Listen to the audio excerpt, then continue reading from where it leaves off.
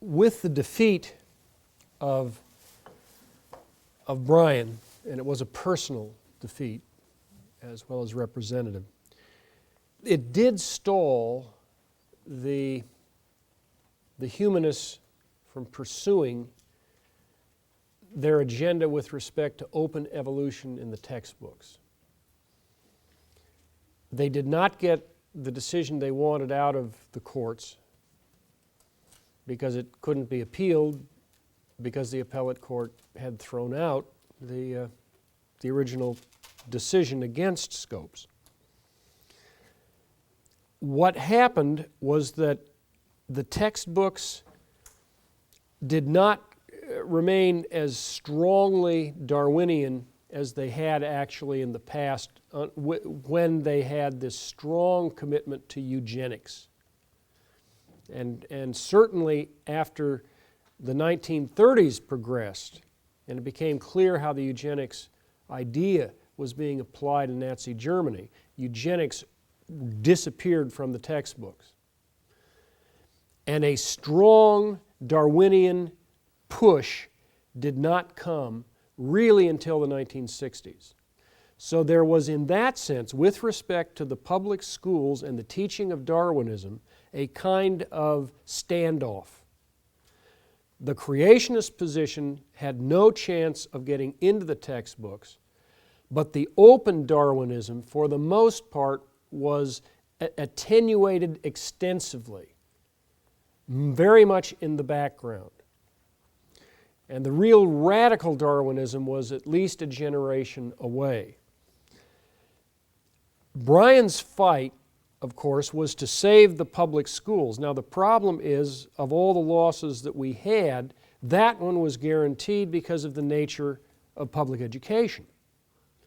From the moment that they decided to use the taxing authority to teach people's children and other people's children, to use coercion as the basis of funding education, which of course brought the whole establishment of the educational profession into the battle for the control over the textbooks.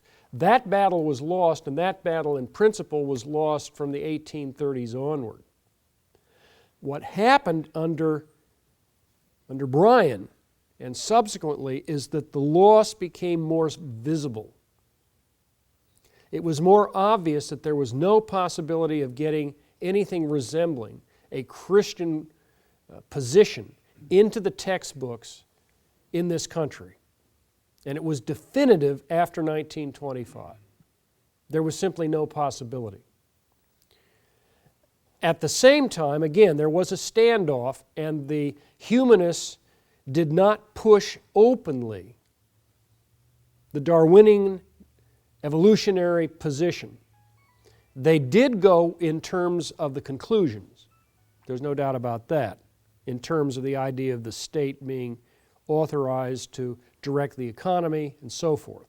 That it was consistent with Darwinism, but it was not justified in terms of Darwinism.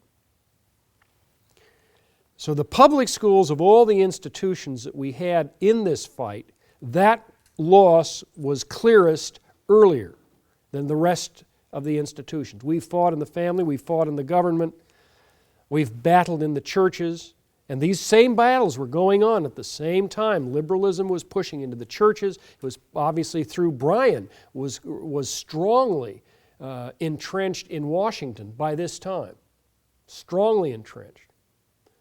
But the schools were the biggest loss because they were in effect the established church of the country, and that in principle the Unitarians had controlled it from the beginning. And if you want background on that, Rushdoony provided that over 40 years ago in his book, The Messianic Character of American Education. From the beginning, the public schools were in the hands of non-Trinitarians, using the system for their own agenda. They were never Christian. They were never intended to be Christian. They were from the beginning, at best, Unitarian. And we have declined from there. Now, having said that about the schools, we then need to go on and see the nature of what I call the great reversal or perhaps the Great Retreat, that I want to cover in this presentation. Now let's go back to the original 5 points. That is, this transformation takes place in five areas. There were defining issues separating the two worldviews in the battle for the American conscience over the next 50 years.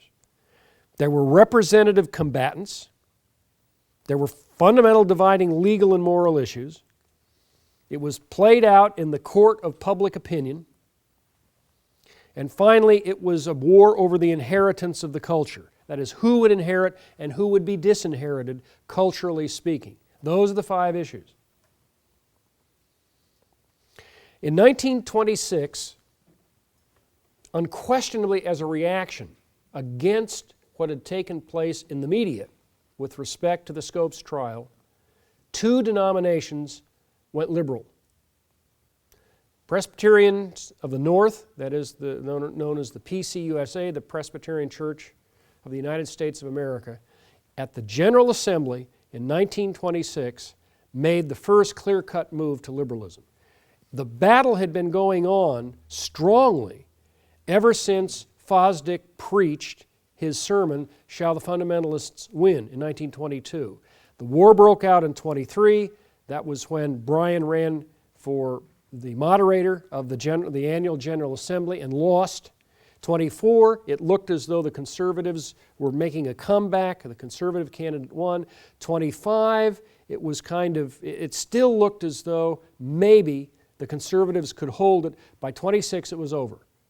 They never came close to regaining the position again. At the same time, the Northern Baptist Convention moved in the direction of theological liberalism, which of course pleased the Rockefeller family no end, because that was what their money had been funding at that point for over a quarter of a century. The conservatives in both of those denominations, if you call Baptist denominations, associations, the conservatives had been effectively blindsided so badly the previous year and had been pilloried so badly in the media that they really did not have the strength to fight. And when the few who did attempt to continue the battle could not get the votes on the floor of the General Assembly in the case of the Presbyterians and in the convention in the North for the Northern Baptists. So this had almost immediate repercussions in terms of the northern denominations. Now, this is not true in the South. It was true in the North.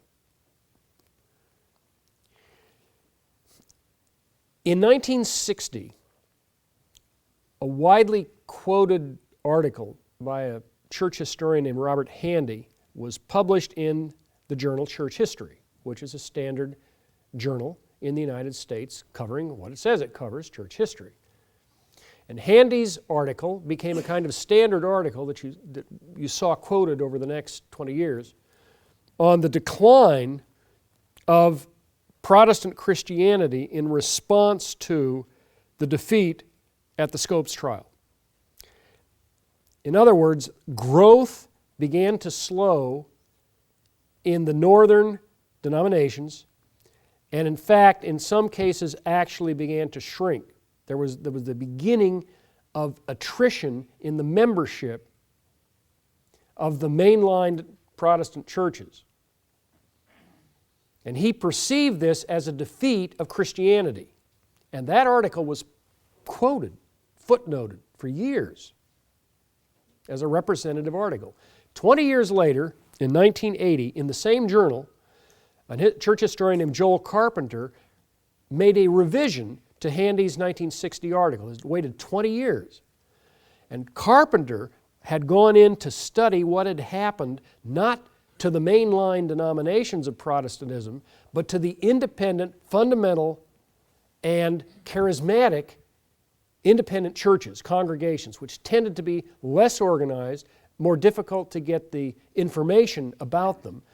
In other words, the statistics were much less likely to be published. It was a more difficult job to trace it. And what he found was, immediately after the Scopes trial, growth began to increase in the fundamentalist, most conservative denominations, who presumably had been pilloried the worst by the defeat of Bryan, and who supposedly were the ones who had been completely blindsided, which in a sense was true, but the people in the large denominations began to conclude there was no use fighting anymore in the northern large denominations, that the battle was essentially lost, so let's get out.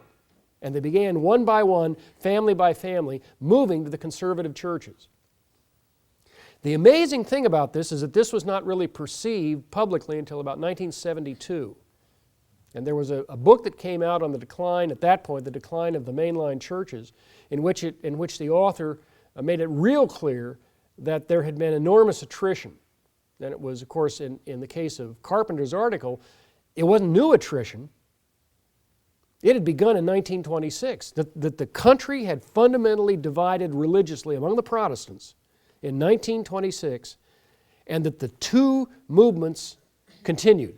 A decline of membership of the mainline denominations, in which theological liberalism was becoming more dominant, especially in the hierarchies of the denominations and the seminaries of the denominations.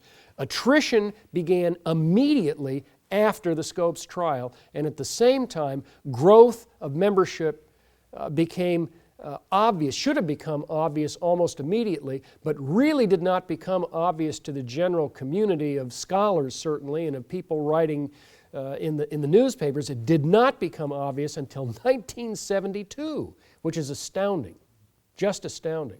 An example, which at least is worth throwing out, is that the combined membership of the Northern and Southern Presbyterians in 1965 was about 4.2 million members.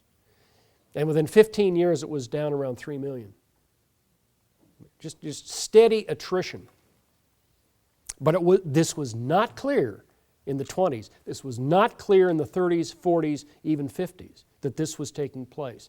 It was an essentially under the radar of the secular media, press, and reporting services. Just under the radar. They did not understand what was happening. The defining issues, if you look, I would say, from 26 until probably 1945, the end of World War II, the defining issues in America ceased to be theological and went to economics and politics. Of course, one reason for that was the Great Depression throughout the 30s. And the other reason for that was World War II.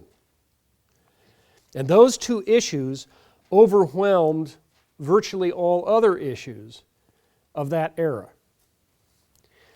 Now, from a theological standpoint, it's pretty clear that the liberals believed and the humanists believed that they were now pretty much in the driver's seat, which I think was true. Certainly in politics, that was true. You did have in 1928 a Catholic who ran for president, Al Smith. And Hoover ran against him, but not noisily as a Protestant. He had a Quaker background. But it was clear that Smith was a problem for Protestant America to some extent, although in terms of his platform, we would have been a lot better off had he won. He was least radical of almost anyone until Reagan in terms of his political philosophy. He was not a big government man. But he lost the election, and probably any Democrat would have lost in 28. It was a prosperity year. And Hoover came in not explicitly as a Protestant victor, but it was clear that he was a representative of what is called the WASP, the White Anglo-Saxon Protestant Community, and he was perceived as such. But in any case, he was an old crony of FDR by that time, even though the two of them fought out for the presidency in 32. He was part of the establishment, the political, certainly the political establishment and the elite of the country politically. He won in 28, but of course the economy almost immediately turned downward within a year. Theology ceased to be a visible issue. In respect to who's representing whom, after the death of Bryan in 25, there was no clear-cut figure with anywhere near the national prominence of Bryan. He's been a dominant political figure by that time for 30 years. There was one man, however, who was an articulate voice in favor of conservative Protestantism, and who, in a sense, replaced Bryan, if not to the great masses, to at least those people who we would regard as either intellectual leaders or social leaders in the Protestant community. And he was a Presbyterian, also like Bryan, a much more serious Presbyterian. His name was J. Gresham, or Gresham, as it looks like Gresham, but is pronounced Gresham, Machen. Machen had become famous almost overnight in late 1922, and he had a book that was scheduled for publication in 23 called Christianity and Liberalism. And in that book, he argued that there were two religions battling for the souls of men in America. And the two religions were theological liberalism and Bible-based Christianity. And he said they are rival religions, they are not the same, despite the fact that liberals were beginning to take over, and by that time, in fact, had almost fully taken over some of the denominations, and were moving in that direction in the other Protestant denominations. He said they are not Christians, they represent a rival religion, it is the religion of man and self-salvation, and that it is not what we would call Orthodox Christianity. Now that was throwing down the gauntlet to the liberals in his own denomination. They began going after him immediately. And they had to get him out in the same way that they wanted to get Bryan out. It took them longer. It actually took them from 1923 until mid-1936 to get him out. And it was a long battle. He represented verbally, intellectually, virtually the whole of the conservative Protestant movement. And he was recognized as such. He was a professor of New Testament at Princeton Theological Seminary. He had a first-rate mind. He was a good scholar. He was recognized as a first-rate scholar of Greek and the manuscripts of the Bible and of the era of the early church. I mean, he was a widely respected scholar. There's no question about his academic credentials. So they couldn't get him on that. But they got him continually on the issue, well, he's making trouble. He's upsetting the calmness and the peace of the church. This was constantly the attack that was made on Machen. Well, I guess he was upsetting the peace of the church because he was saying that the church's hierarchy had been invaded by people holding a completely different religion. So yes, I guess you'd call him a disturber of the peace. There was no other figure of intellectual caliber in all of American Protestantism at that stage. There was no one else. And that was a tremendous risk to the Protestants in general. Now, this is not to say that there were not intellectual Protestants around. There were conservative men, especially in the Missouri Synod denomination. There were conservative men in certain, for example, in the Dutch Protestant Reformed community, but they were sort of isolated for the most part. They talked to themselves. They were not representing the Protestants in general. Machen was perceived as saying, that's our man. We sink or swim with him. He was the only guy like that in terms of anybody with both a national reputation and respectability in terms of his intellectual capabilities. To the extent that Congress, for example, would call him to testify, which is pretty rare. He testified on the idea of setting up a Department of Education, and he was strongly opposed to any such move. Federal Department of Education. That was being pitched long before our era. They were trying to get that through in the 1920s and 30s. Machen testified against it. So he was of that caliber. Now, the difficulty that he faced is that he was up against a hierarchy and really a systematic, self-conscious, well-funded, entrenched liberal bureaucracy. in his own denomination and in certainly Protestant Christianity in general.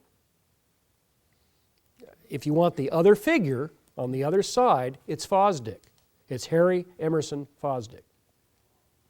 Fosdick was the man, the representative of liberal Protestantism for over 20 years, probably almost closer to 30. Radio became commercialized in 1921 in Pittsburgh, radio station KDKA. That was the first commercial radio station. It spread rapidly.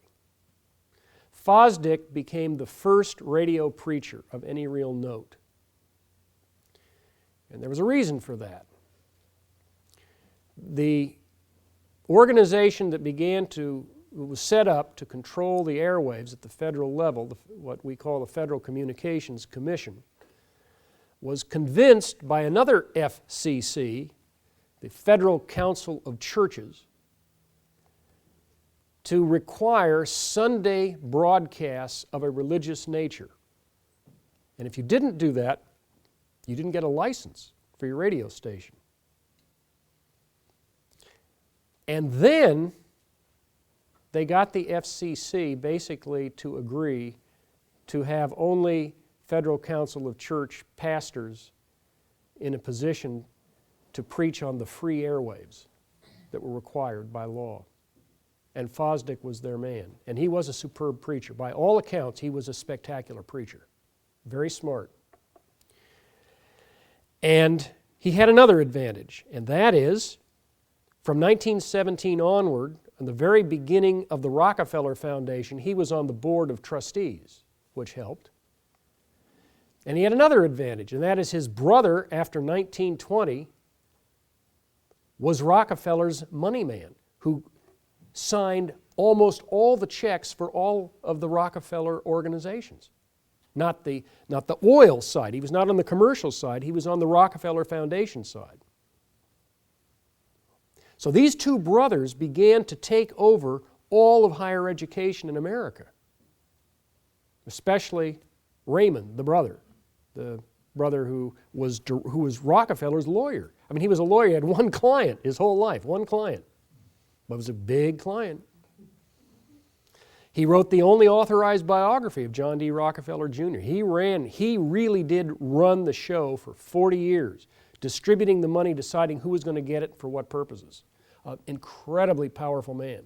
And these brothers dominated, one quietly in the background and the other in the foreground, dominated liberal American Protestantism. And when finally Harry was pretty much pressured out of the Presbyterian Church, which was okay because he was a Baptist, and he'd never taken the oath to be a Presbyterian. He said, gee, I'm not going to sign that thing. I'm not a Presbyterian. He'd been a Presbyterian pulpit for years.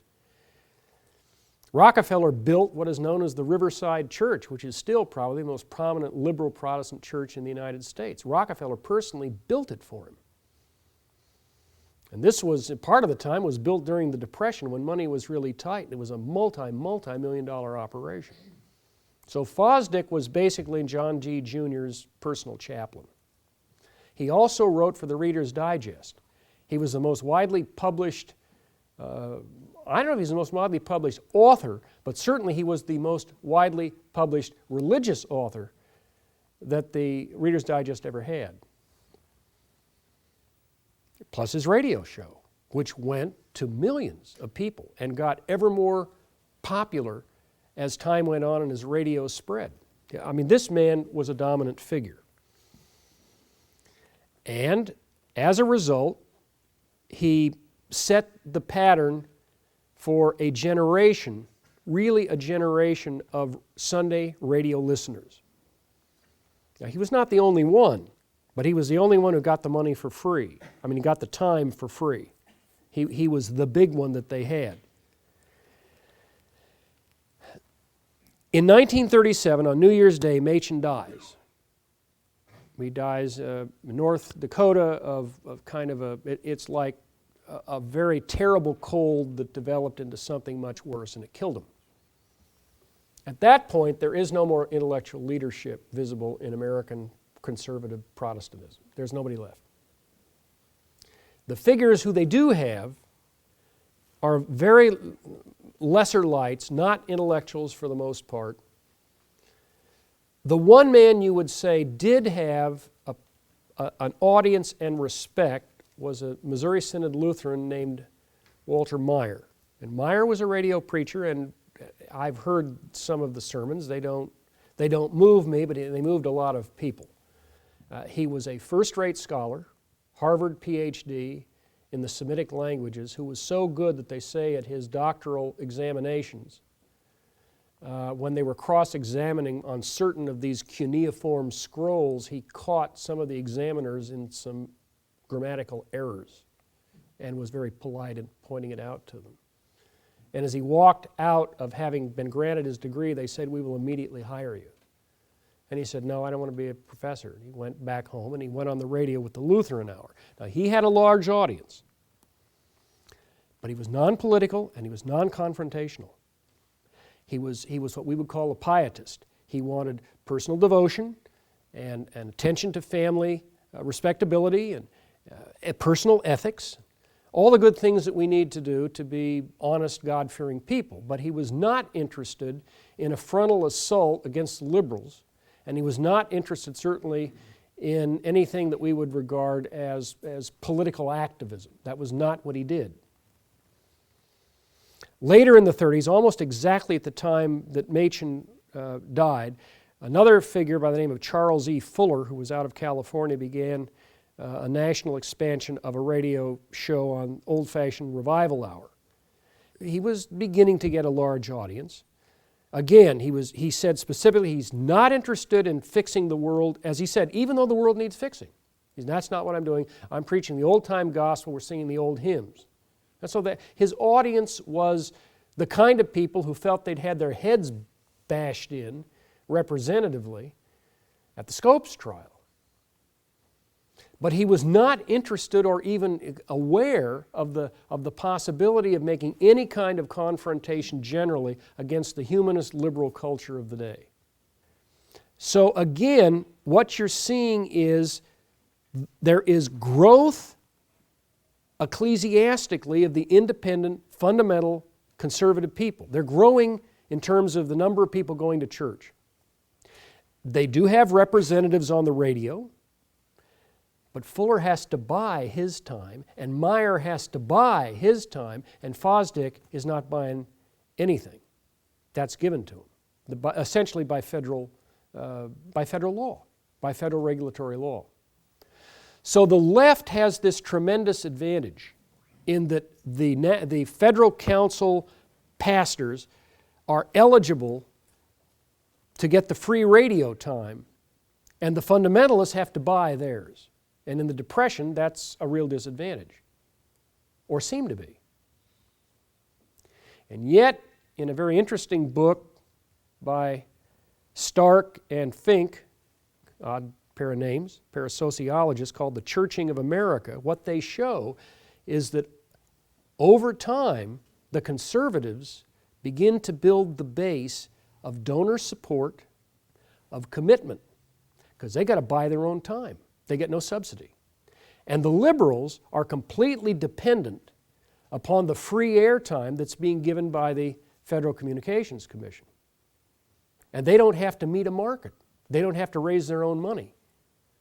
And as he shows, as the two authors show, over time, it makes a tremendous difference for the growth of the fundamentalists and their movements, because they're essentially funding their own operations. They're not looking for a government handout to make it work.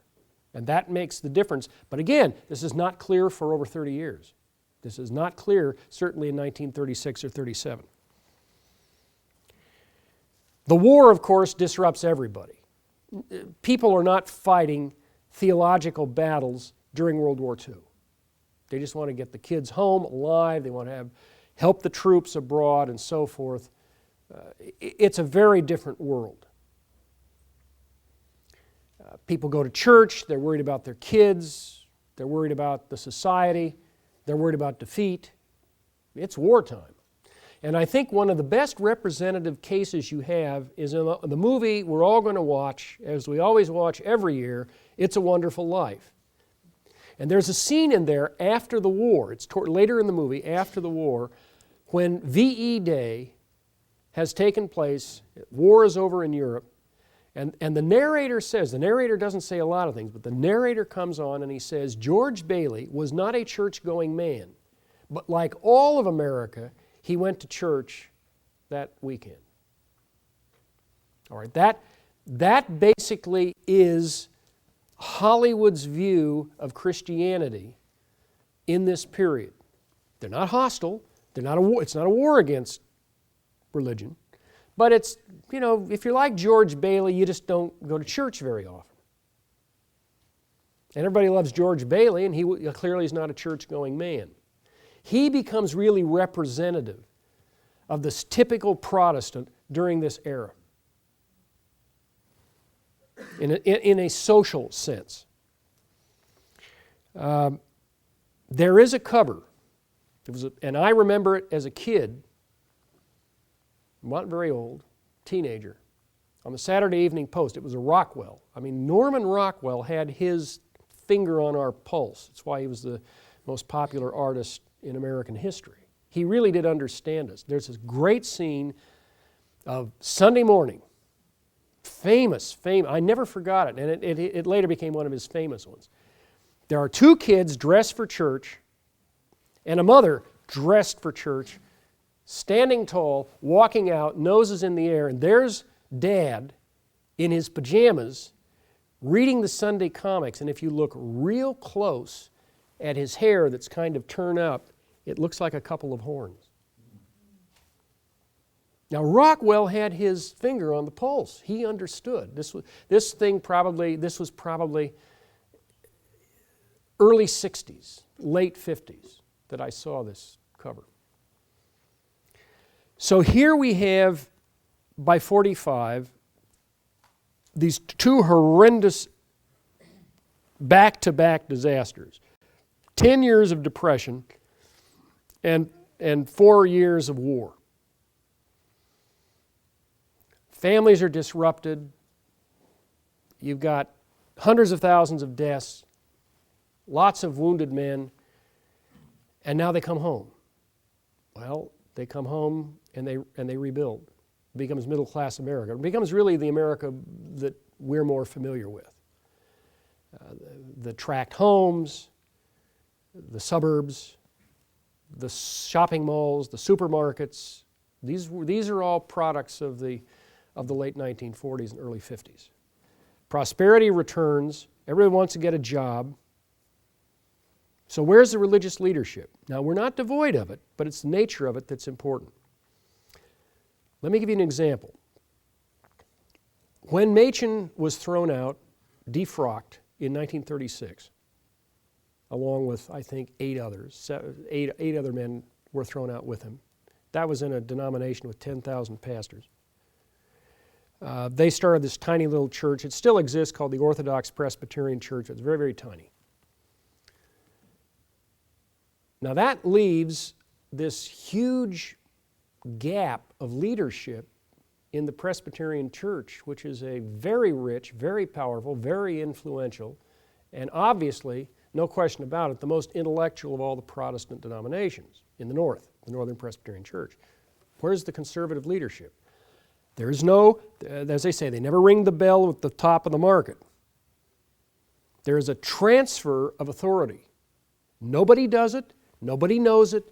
There aren't any bells and whistles. It goes to a woman.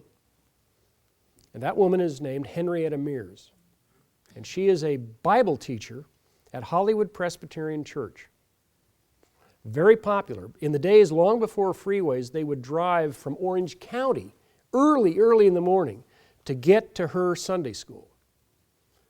And she begins to train a series of young men. One of them is Bill Bright, who founds Campus Crusade for Christ in the 1940s. One of them is Richard C. Halverson, who became chaplain of the Senate from 1981 to 1995. One of them is Lloyd Ogilvie, who becomes chaplain of the Senate in 1995 and keeps it until 2003. She creates Gospel Light Publications, which becomes one of the broadest and most popular of all the Sunday school publications organizations. Very quiet. I knew her. Nice lady. I knew her. She was a very old lady when I knew her. She's very polite. You know, I knew her to say hello. You didn't, that was stuck. I mean, I said hello. Beyond that, I was tongue-tied. And this was Henrietta Mears. I'd only been a Christian about a year when I met her. She was a very fine lady, very loving, kind lady, but not a Calvinist in the middle of a Calvinist denomination, not politically alert in any sense, and interested in politics in any sense, not interested in a frontal assault. She likes to train young men. And she was still training young men when this big bruiser of a guy named Don Moomaw comes through the door. Don Moomaw is kind of a funny name. She also trained a guy named Cowie, which is even funnier when you think of Moomaw and Cowie. Well, Moomaw comes through the door. He is an All-American out of UCLA, football player. She convinces him to go to seminary. He won't sign for the NFL. He's an early draft pick. He says, I'm going to seminary. He does go to seminary. He comes back to Bel Air, California, and his most famous parishioner is Ronald Reagan. So here's this little lady, not ordained because she's not a pastor. Not, at those days they didn't ordain women as pastors. They ordained them as elders, ruling elders, but not as pastors. And yet influence shifts to this one woman, almost invisibly. And of course the media, they know nothing about this. They're not interested. But again, what does this mean? It's personal evangelism. It's personal self-growth. It's disciplining yourself by Christian principles, but it is not confronting a civilization that is at war with you. She was not that kind of a fighter. Now, by the early 50s, a transformation begins in this country. I would date it as 1953. Some would date it a little earlier. At 53, it's visible. And that is this. For the first time, probably in the history of civilization, and certainly for the first time in the United States, a subculture starts getting a lot of money, more money than this subculture had ever had before. And this subculture is called adolescence. Beginning in the early 1950s, there is enough money in middle-class America for teenagers to be able to spend discretionary income, and so much discretionary income that it really catches the media moguls by surprise. And the first real sign of it, I would say there were really two things. You begin to get, in 1953, the first rock and roll records coming in. Covers, they call cover records, they're whites covering for black groups. And the first big one is Shaboom. Would you ever go on if you ever go on the web and look up Shaboom, you will realize that those lyrics were aimed at somebody with an IQ of well under 90, but incredibly popular. Shaboom, shaboom, yada yada yada yada, shaboom, shaboom. And it goes downhill from there.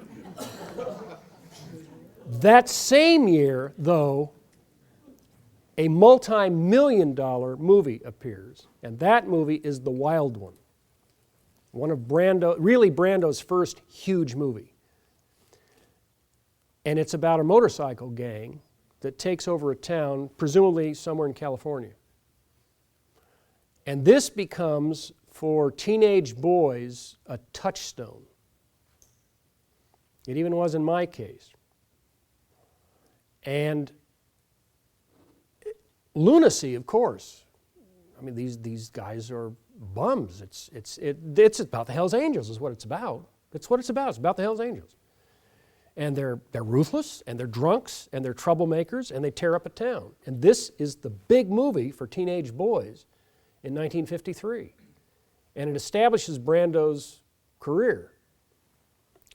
It's the first big walk-on. Well, I mean, there are the number of actors that you see in that film. But let's put it this way. when those of us who went, who were 12 and 13 and 14 years old, we saw freedom, we saw power, we saw influence, we saw a way to get away from our parents, even though these guys were older. I hate to admit that I was impressed by it, but I was. And there were millions like me. Within 2 years, there was another movie, a follow-up like it, called The Blackboard Jungle, which was same basic theme: the deterioration of the public schools. Of course, they're clearly New York public schools. They're not our public schools. They're back east, those public schools. And Glenn Ford confronts these kids who are the bottom.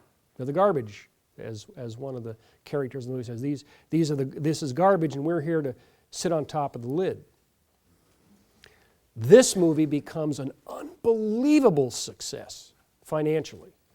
And it launches the second phase of the biggest selling pop record that's not a Christmas record that was ever recorded, Bill Haley's Rock Around the Clock, which became, in the mid-50s, the song. Dumb song, but it worked. Elvis appears by the end of the year. They knew about him in Memphis, okay, in the southern rockabilly culture. That was about a year old by that time. But we don't know about him out in California until RCA Victor picks him up. They do Heartbreak Hotel. Elvis becomes a national phenomenon. He's followed immediately, simultaneously. You got Little Richard, Chuck Berry, and Bo Diddley, all these characters who are selling to kids. And it launches the most famous phrase of my generation, which is, "Turn that thing down!" And parents across America are yelling, "Turn that thing down!" This was, you understand, before earphones. Now they don't have to do it. Now the kids just, the kid takes off the earphone and you have to yell to him because he can't hear anymore. You're not yelling to tell him to turn it down, it's just his ears are going. With this enormous amount of money, a subculture is now established. And this subculture is anything but Christian. The one who said it loudest and clearest, but we didn't know it at the time, was Jerry Lee Lewis, who lives about 8 or 9 miles down the road from me. And old Jerry Lee knew what he was doing. And he said, "I'm going to hell, but I'm not going to stop playing." And in the movie, if you've seen Walk the Line, they have a really profound scene where Jerry Lee and Johnny Cash, June Carter are driving off to Tyler, Texas to put on a concert. And they can't remember where they've just played. And Jerry Lee, they put it into his mouth, but basically it is representative of statements that he has made to journalists over the years. Jerry Lee says, "I don't know where we've been, but I know where we're going. We're going to hell." And then whoever the script writer was, it's amazing. The script writer says, speaking through Jerry Lee, the Bible says, "Don't touch that fruit. You're not supposed to look at it.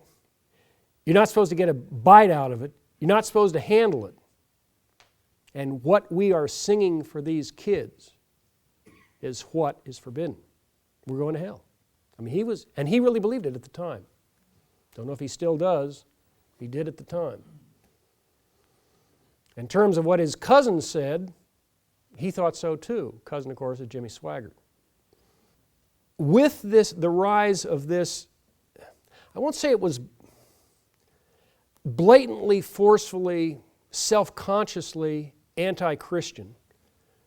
It was just a kind of looseness morally which lures you in. What kind of soft-core pornography, if that's what you want. And of course, in that same year, 55, you have Hefner beginning the first Playboy with the Marilyn Monroe photograph. So you begin to see the chipping away of a specific age group which for the first time is independent and has the money to be independent and can spend its money the way it wants to spend it. And these are vulnerable people. It's my generation. Hollywood at this time is judicious. The 10 Commandments, 56. Well, that's certainly, it's not I wouldn't call it theologically rigorous, but it's a Christian movie, basically. By 1959, you got Ben-Hur. Well, that's clearly a Christian movie. And it's the biggest moneymaker of the year, and in 60 it wins 11 Academy Awards, which it takes a generation almost for another movie to equal that. Incredibly powerful. Enormous amount of money. Good production. Now wouldn't that tell you, gee, you want to make money? Make money by doing a movie like Ben-Hur. Michael Medved, who is the Orthodox Jewish movie reviewer, he says 60 is the turning point.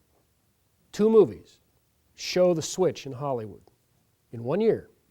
And the first movie is Inherit the Wind, which is what they had attempted to make the Scopes trial in 1925. The ridicule of the fool, Brian. Of course, they don't use the real names, and they tamper with the events. They make the people in town look like real mean people and so forth.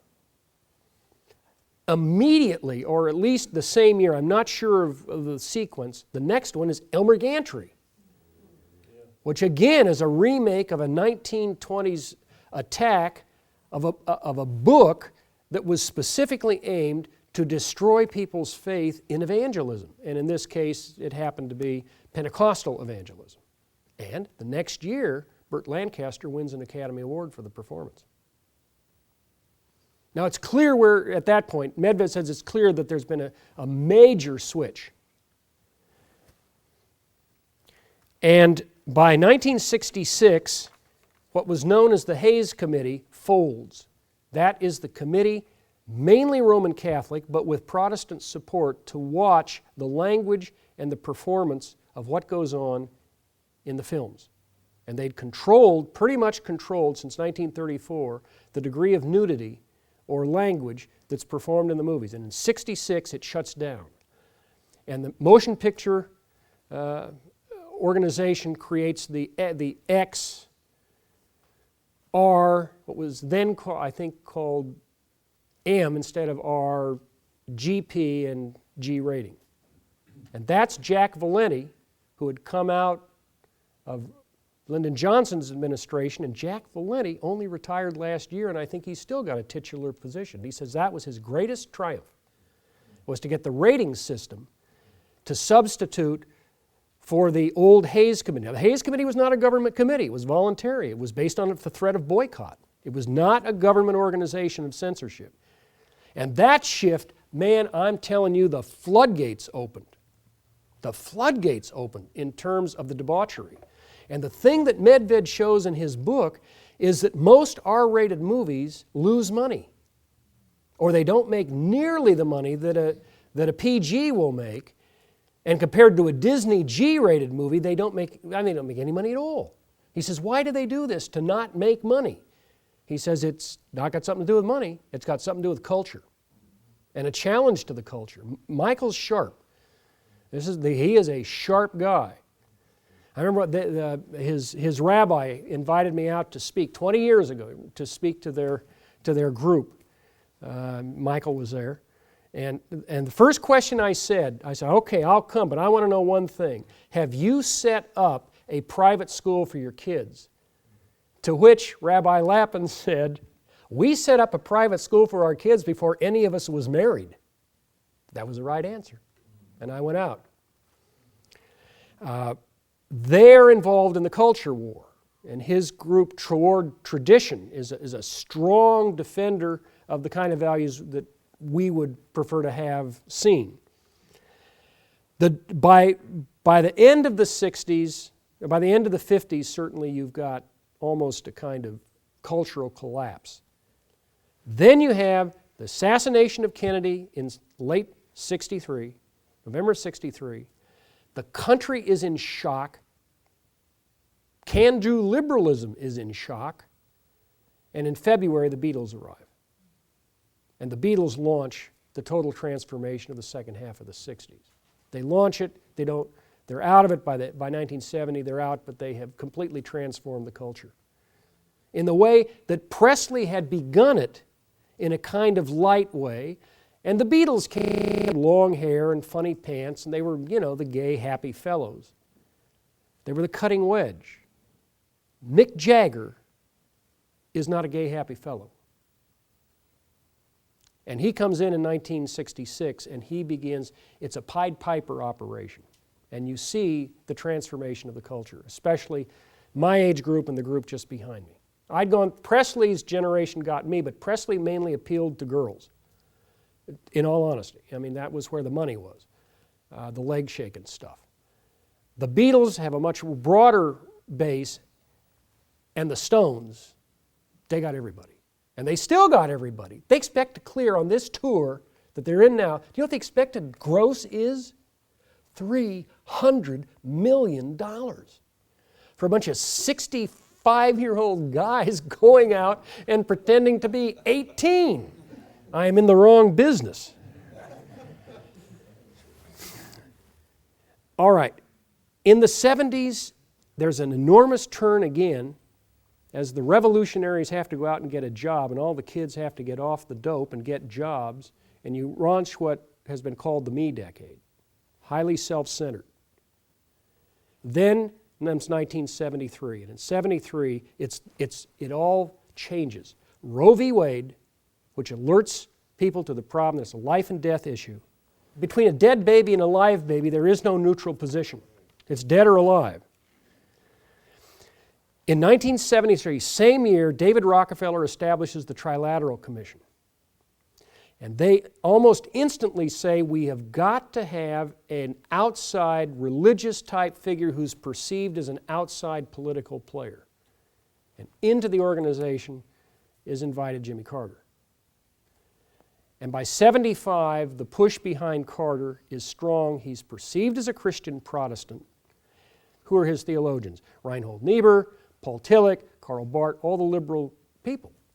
But he's perceived as a Christian, Protestant, conservative guy. And he is elected.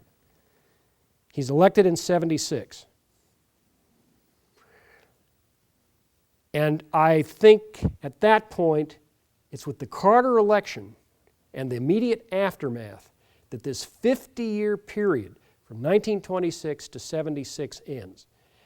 This retreat of the Christians, the retreat begins to be shaken in 73 because of Roe v. Wade.